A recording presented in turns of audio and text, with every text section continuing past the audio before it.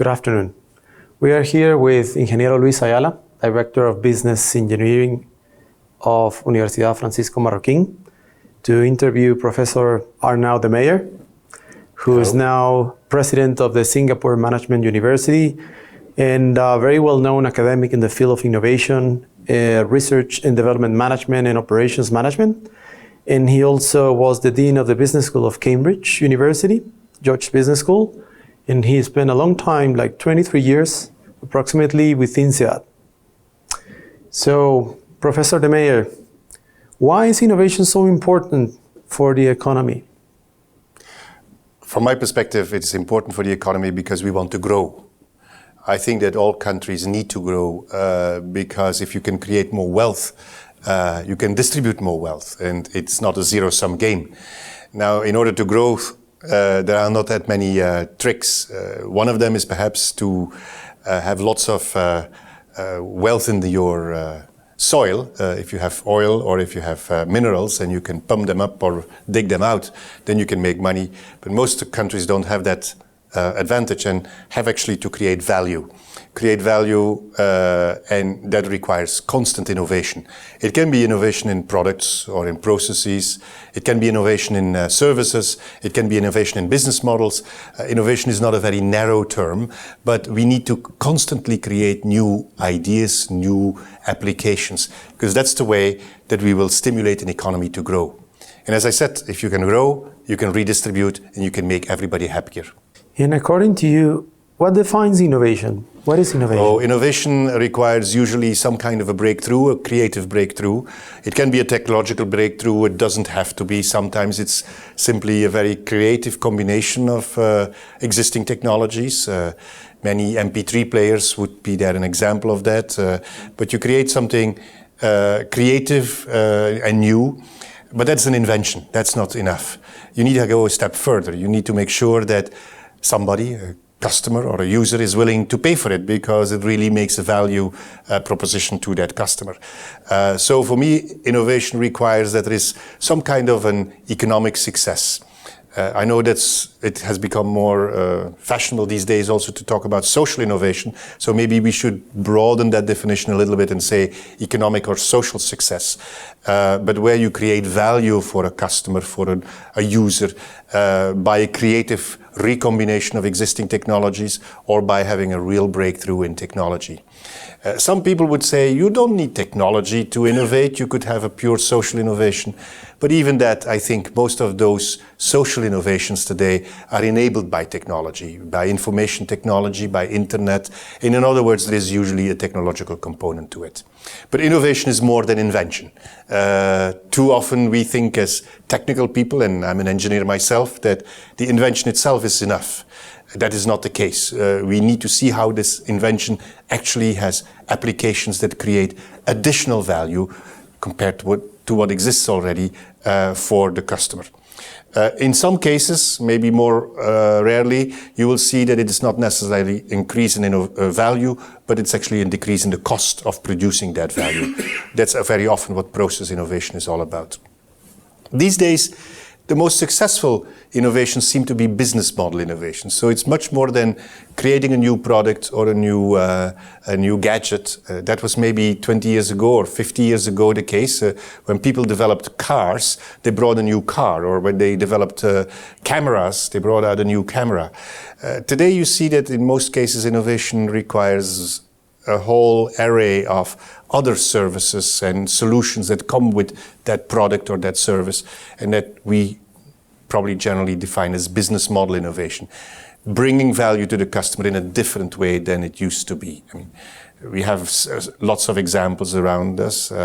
Think of low-cost airlines, which are a different business model from existing airlines. Think about iTunes for Apple, which brought a new way of distributing music. Think of Amazon or the social network sites that bring an existing value, social networking interaction, bring it in a new way, in a new business model, because you can now interact worldwide through social network sites like Facebook or others. There's a common notion that people think that the innovator is this person that has these great ideas and he's somewhere in a lab creating these things. From what I'm hearing from you, it's more like someone that understands the relationships between and how. Yeah, I think you're right. We have this old-fashioned idea of the innovator being sort of an Edison, sitting alone and making inventions and then creating new businesses out of it. And I'm not saying that that doesn't exist anymore, but I would say that today innovation is usually created in networks between people. And the true innovator is often an integrator, somebody who can integrate different new insights into, as I said, a new business model or a new approach. It's in a sense a true entrepreneur. An entrepreneur for me is always somebody who gets things done by using resources that other people control, but convince them to help him or her. I think the true innovator today is somebody who can actually integrate between different parties that together create the value for the customer. Again, think about the worldwide known example of Apple, but there are many other examples of that, where around a product, the MP3 player or the phone, the mobile phone, you get a whole community of application developers, the apps that actually make the value for a smartphone. The smartphone in itself has not a lot of value. It's actually all these apps that you create there. You need to have a whole community that creates these apps. You can't do that inside one single company. So I think the true innovator today is actually more of an integrator. Do innovators need to know about technology then? I think you need to understand what you're doing. It's like, I don't think you can be the professional innovator.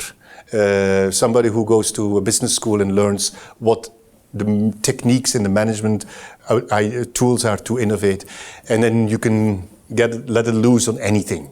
I think you need to understand the technology, not necessarily to be a specialist in it, but you need to understand what it's all about and have a passion for it. Again, I will take an example that everybody knows. If you take the entrepreneur and innovator behind Facebook, Zuckerman, he had a passion for software development. He understood what it is all about. He probably doesn't do anything of it anymore. The same was true for Bill Gates. He had a passion and a deep understanding of it. Some moment in time you grow above it, but you still understand what's going on. I belong to the people who think that if you want to be successful as an innovator, you probably need to have a good understanding. I'm not saying a deep, but a good understanding of the technology. Mm. That's really interesting, because I've always wondered what makes the difference sometimes between someone who is an innovator and someone who isn't. Is it nature or nurture? It's like with playing piano. Everybody can play piano, but you need a bit of talent, but then you need 10,000 hours of practice, right? Right. So I think it's the same with being an innovator. That is that most people like to create something new. You only have to look at kids and how when they're 3 or 4 years old, and how they do all kinds of creative things.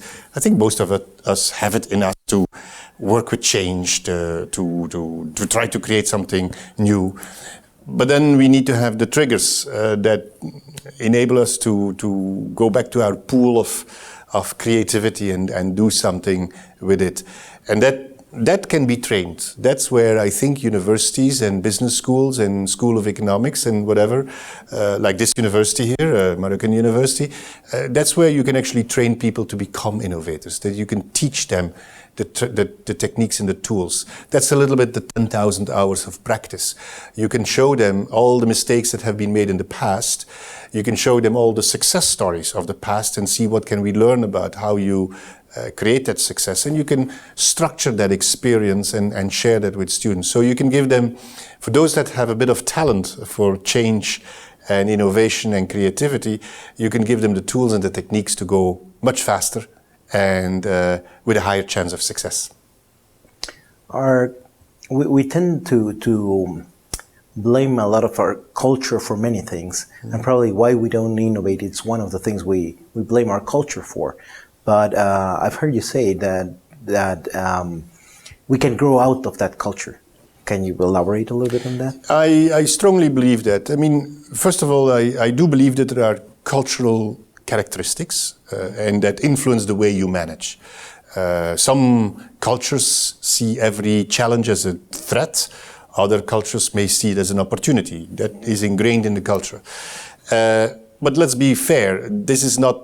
We should stay away also from stereotypes that all people who are from a particular culture will behave in the same way. It is always a bell-shaped curve. There is always a distribution, and there will be people that be much more innovation-oriented and people that are resisting innovation. And maybe the average from one culture to another may change a little bit. But that means that actually there is a good news. That is, you don't have to be at the average. You don't have to be at the middle. You can be at the end of the distribution, at the tail end of the distribution. And I think it starts by understanding what the truth is in the stereotypes. It helps if you are Belgian like me, or Singaporean where I live, or Guatemalan here where I'm today. It is important to understand what are the characteristics of our culture, and do they enable or do they create constraints for innovation and change management. But once you realize that, then you can overcome it and say, I actually want to be part of the tail end of the distribution. I will go and position myself differently from the prevailing culture. I think you can overcome that. So it's sort of like a deliberate process. Yeah. You take the decision to do it. I've been, in earlier days when I was still teaching more, I taught a lot about culture and management. And the first step in cultural management is understand your own culture. Be aware of the advantages and the disadvantages of your culture in a particular management situation. I'm not saying it's always a disadvantage or an advantage, but in a particular situation, your culture will influence your behavior. The first thing that you need to do is be aware of that. Sometimes that requires a bit of discussion with people from other cultures. I strongly believe in intercultural and international education, because students, by having an international education, or at least have some international exposure, they learn about their own limitations, their personal limitations, but also their cultural limitations. They discover what they value, the things that we take for granted because we're always among our peers of the same culture, and which are normal. When you get into contact with others, you learn about your limitations and your strengths. Realizing what those are is the first step in overcoming some of the limitations. But I do believe there's a great opportunity, even if your culture is not stimulating change, to be at the tail end and say, within that culture, I will be the one who is going to drive the change. I will be the one who is going to drive the innovation. Are there any particular traits of organizational culture that you could say that lead and foster innovation? It is clear that the first step for an organization that wants to innovate needs to create a culture for innovation. That is, and I would say that I would summarize it in 3 points. That is, first of all, you need to have a mindset that is where people say we're willing to take risk. No innovation is guaranteed success. Actually, most innovations do not meet their stated objectives. It's maybe only 1 out of 5 that is really successful. That means that an organization that really wants to innovate needs to be able to learn with partial failure or not so good success. Needs to be able to treat people who dare to take risks and maybe fail because the market is not with them, to be able to reintegrate them into the organization, learn from their experiences, share the experiences with the rest of the organization. You need to create sort of a mindset of risk-taking in innovation. The second one is that there's always going to be a conflict between the short-term operational needs and the long-term needs to change and innovate. And somebody in the organization, and that's really the role of the senior management, the top manager, somebody in the organization needs to find the balance between the short-term operational needs of the organization and the long-term needs to change, to innovate. And the third point is that the larger the organization becomes, the more bureaucracy gets into the organization. The more you sort of differentiate the different tasks and roles in the organization, and the more you need to integrate and you create sort of bureaucratic systems to differentiate people's roles and tasks and jobs, and then to integrate that. That's not what happens in a small entrepreneurial organization. But the small entrepreneurial organizations don't have money. They don't have the talent. They don't have the resources to really innovate. They're very often dependent on one or two really creative people who are the entrepreneurs. So what we need to do is, in a larger organization, trying to create the ambience, to create the style of a small organization, a small entrepreneurial organization. It's not easy to do. It's a challenge every day, but if we can create the culture of a small organization in what is a large organization with lots of resources, then we have the best opportunity to innovate. But some of these ideas seem to be a little bit contradictory to what we know about management. Control, predictability, risk management. How do these things are different from traditional management? I still think that these things are very important for your operational management. I wouldn't like to have too many creative auditors or accountants. I want to have procedures, I want to have processes, but I do not want these processes, the management control that you are referring to hinder that people are taking calculated risks.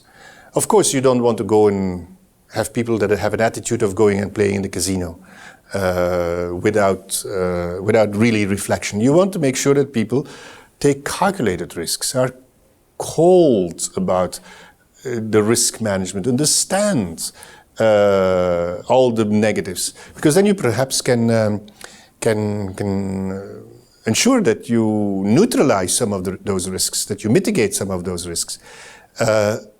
But then beyond that, you need to have the little flash, the passion, the willingness to change. So it's not contradictory, it's just on top of it.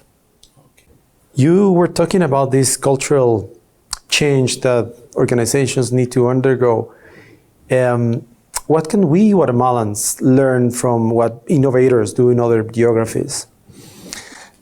I obviously know most about Asia, so I will talk about that. The reason why I say this is that people, when they talk about innovation, often talk about Silicon Valley or about other places in Israel where there seems to be a lot of innovation. I don't know too much about them, so I have never lived there, but I live in Asia and I can see what people are doing there. There's actually quite some similarities because most countries in Asia are also emerging countries, sort of lower middle class countries, or where the GDP is around $5,000, where there's a significant risk of getting stuck in the middle income trap if you don't start innovating. That's another thing that we may discuss, but it's very, very clear that countries can easily grow by adding capital to people, to labor, to about an average of $5,000 per head of GDP per head of population. But growing beyond that, something that I referred to in the first part of this interview, growing beyond that middle income level requires a lot of innovation. It requires breakthroughs. It requires growth through innovation. And that's precisely where quite a few Asian countries are today. If you think about Malaysia, Indonesia, Thailand,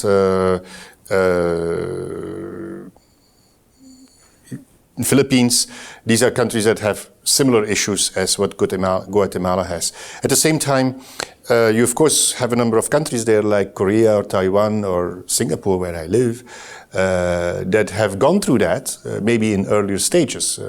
Let's not forget that all of these countries in 1965 were very poor countries. So there's probably something to be learned from what they have been doing. My experience is that they apply the same techniques that we teach everywhere in the world about innovation management. They are willing to take risks. They're entrepreneurial. They have a clear strategy about where they want to go.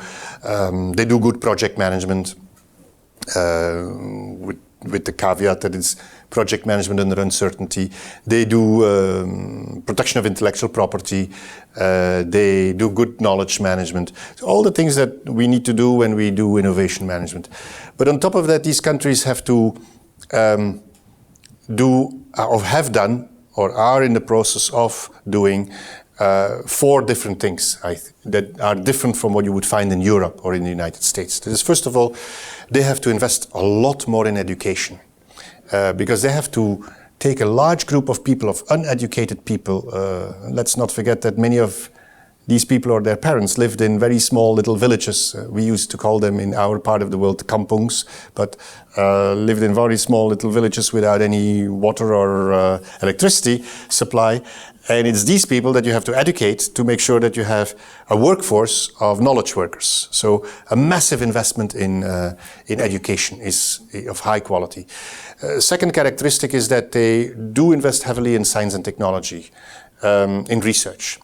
Not necessarily to make, in first instance, the biggest breakthroughs. The competition with the United States, the United Kingdom, Germany, or the competition with what large companies do, like Apple, Nestle, in the food industry, or General Electric, household names of large companies, the billions of dollars, or the Toyotas or the General Motors or whatever, the billions of dollars that these companies actually put into science and technology development, it's very difficult to compete with for a small country like Guatemala. But that doesn't mean you shouldn't invest in science and technology, because investing in research is actually, to a large extent, education. It's a different type of education, but it's an education for knowledge workers that are able then to do the applied research that is needed to get the innovation going in some of your local companies here. So second point, after the general education, at the level of the undergraduates and maybe master students, the second level is the investment in science and technology research as a sort of learning process, to be able to understand what's happening elsewhere, to be able to relate to some of these companies that I mentioned a little bit earlier. The third point is that we need to listen more to our consumers and customers. And the big difference with the United States is that we have very good market research in the United States or in Europe. We know what the customers want. In emerging countries, usually we don't have very good market research. We don't have data about what customers really want. We assume that they want the same as elsewhere, but we actually know that we're wrong when we assume that. We need to actually start listening to what the users want. We need to find creative ways of doing market research, maybe very different from what they do in the United States. I mean, in the United States, for example, to point out one difference is you have a culture of high individualism. So people like to talk about themselves. In Asia, where I live, people live in groups and never talk about themselves. They talk about what the group wants. They want to have something for themselves, but I'm not going to tell you because you don't want to stand out.